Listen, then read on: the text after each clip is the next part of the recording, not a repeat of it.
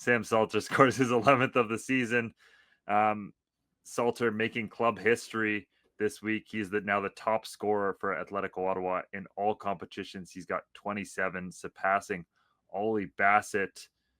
We've seen Sam Salter kind of reach another level this week, and we'll talk a little bit about other history that he is very much chasing right now in the Canadian Premier League, Alex. But Salter, for you, what's taken him to that next level this year? Because we've seen him score 11 goals in the Canadian Premier League before with Halifax Wanderers a few years back, but a lot of those were penalties, and obviously that was over the course of an entire season, not in 16 matches as he's done so far this year.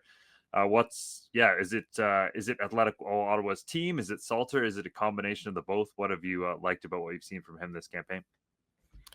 Yeah, it feels like it's kind of one of those partnerships that just works because of what they bring to one another. It's funny you mentioned that 22 Salter year. Like, like how he's changed since then has been the big one. Just that season he was playing like an inside forward. Maybe wasn't the quickest, but he would just try to kind of find spaces. But you look now, like he's really developed first and foremost. Like he's got some speed to him. He's got some size.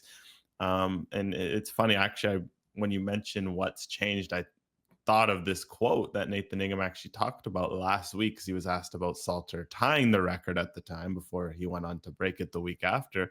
But Ingham said Salter's actually been, since he's there, like one of, if not the hardest worker on the team. Every day after training, he would stay on his own, like just doing little things, finishing drills, in the gym, doing all these little things. And Ingham said it's actually been kind of cool because over the course of his years, it started out as like a, Sammy Salt Bay solo club. And by now, he says after training, there's like 7, 8 young dudes out there working with him. Like he's just been working so hard on his craft. And I think you can see that with a lot of the little details in his game. It's something like in this Pacific game, the way he recognized the ball over the top, quick shoulder in a defender, immediately got into the right position, opened up his hips, created a lane that you could put it between the goalkeeper's legs. You look at his goals, like there's a lot of little details that for a striker you kind of almost take for granted, like how you run in behind, where you run in behind, where are you putting the ball with your finish, how are you muscling off a defender.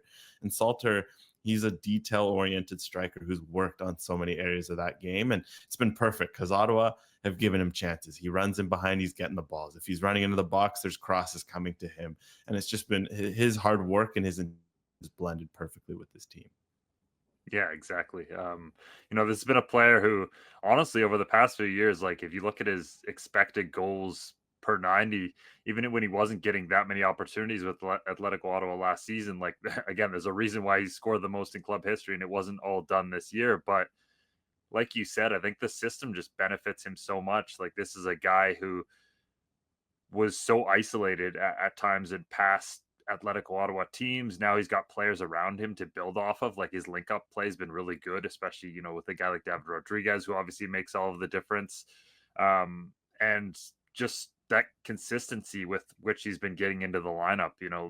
In the past, those minutes were few and far between. Even when he scored, sometimes the next game it was still Ruben Del Campo leading the line and not him. So I think all those factors certainly matter in why we're seeing this incredible season from him. And I think at this point it's pretty much a foregone conclusion that the CPL's all-time single season goal scoring record will fall, uh, barring a player really going off a cliff here.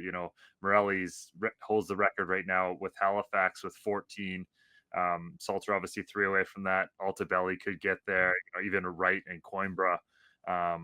I think they're on 7 right now, so they're in with a shout as well of getting to a similar number. But there's a larger record potentially here at play now with Salter up to now 37 goals to his name between the regular season and playoffs. He's only 2 behind Alejandro Diaz and 3 behind Taryn Campbell, who's the CPL's all time leader at 40.